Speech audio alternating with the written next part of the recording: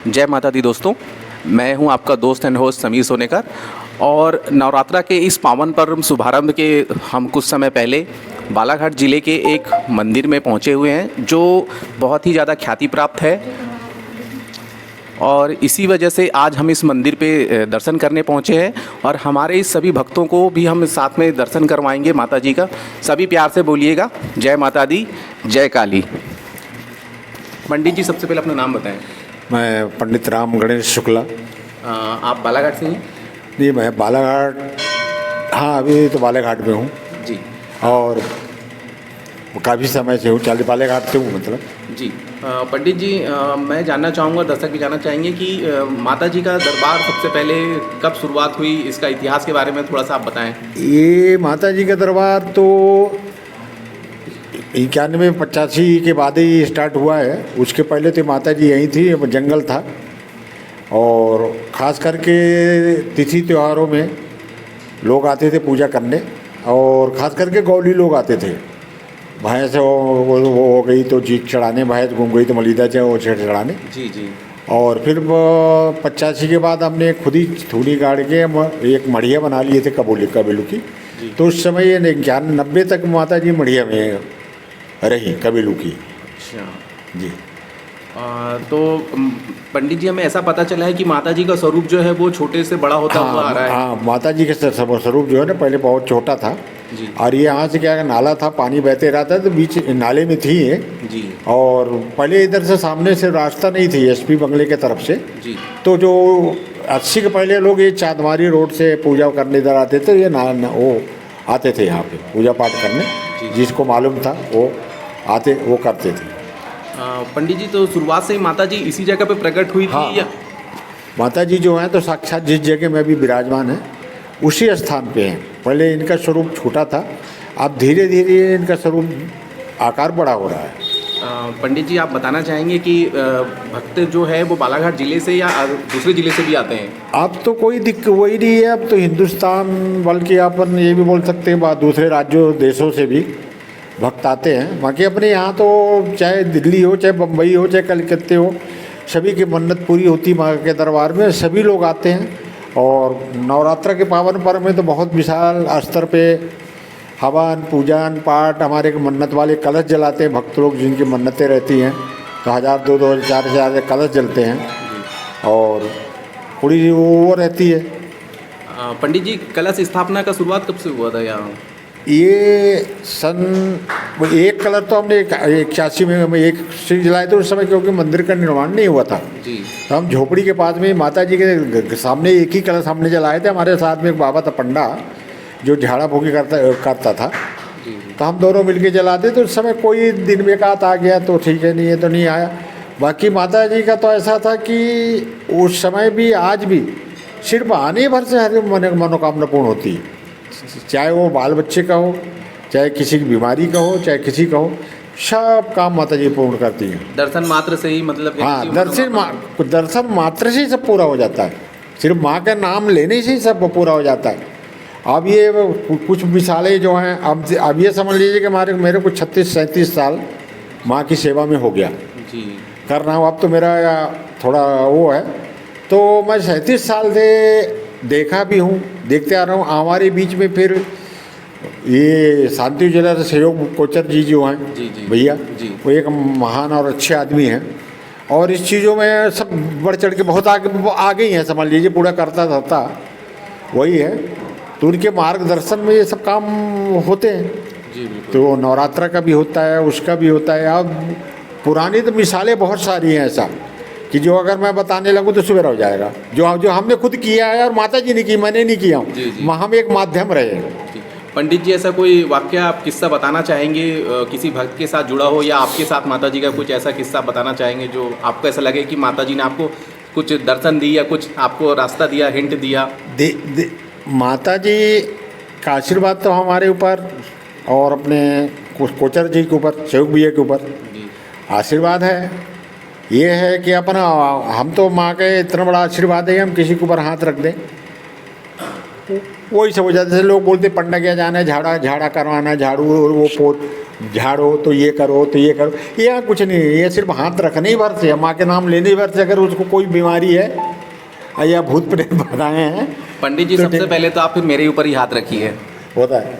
मैं एक वाक्य आपको बताता हूँ। जी अभी दो वाक्य तो बहुत सारी है, बताने कि सवेरा हो जाएगा। जी जी जी।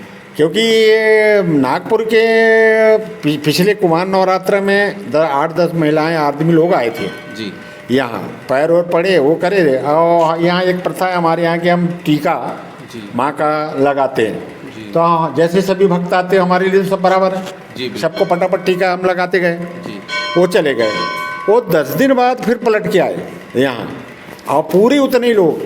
तो बोले आगे बैठ गए, बोले पंडित जी आप आज अब हमको घंटों टीका लगाओ।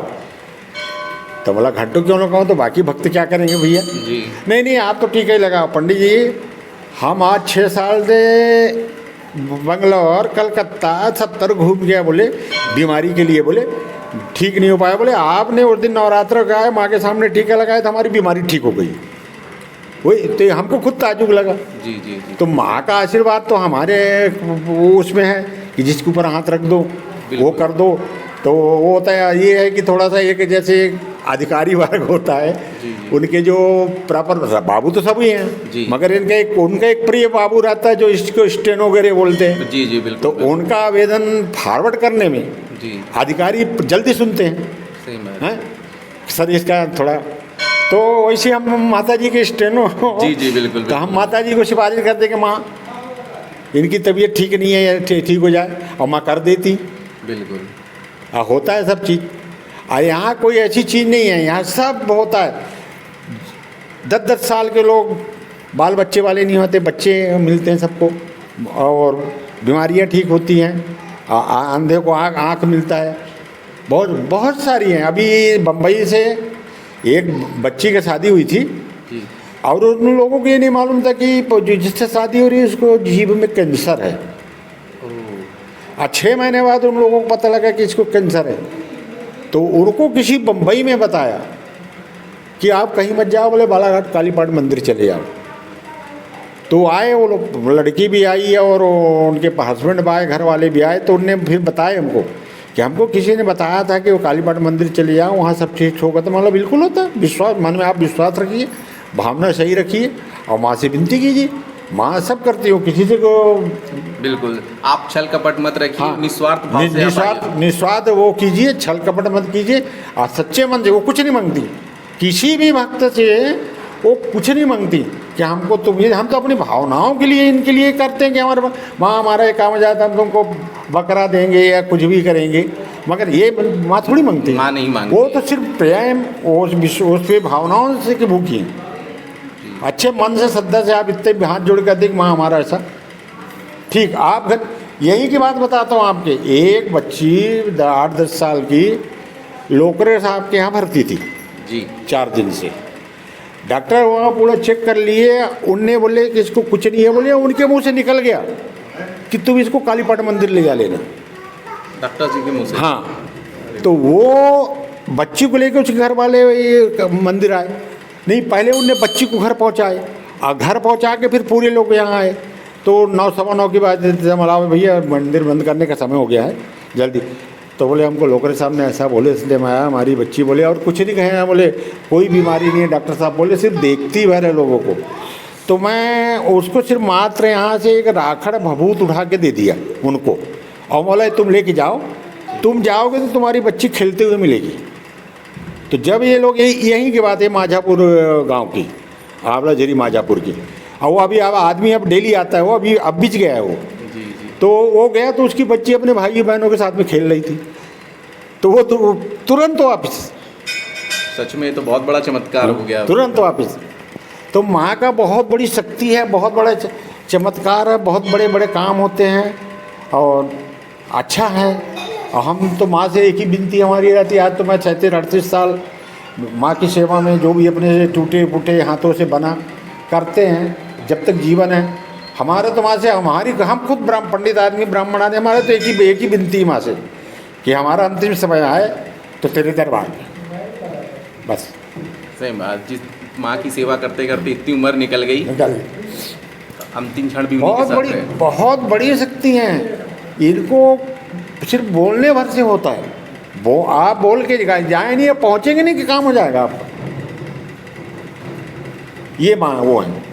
फिर 91-92 में मंदिर का निर्माण हुआ। हमारे सेवक भैया शांति ज्वेलर्स वाले, जो मल्लिकार्जुन वाले, वो बड़े बड़े प्रोग्राम यहाँ करते हैं। धार्मिक प्रकृति के बहुत सज्जन आदमी हैं।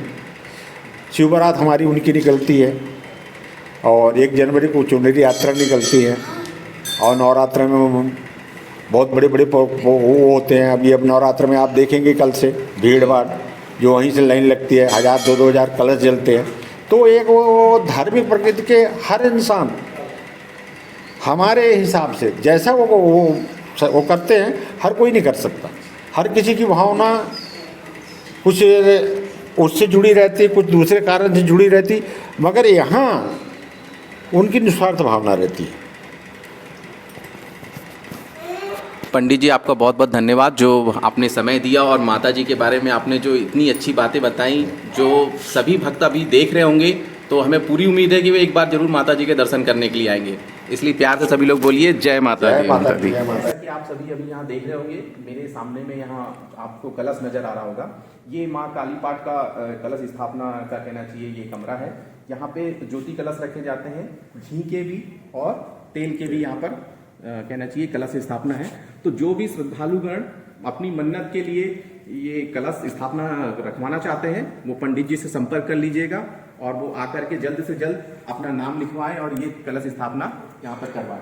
सभी एक बार प्यार से बोलिएगा जय माता दी। जय माता।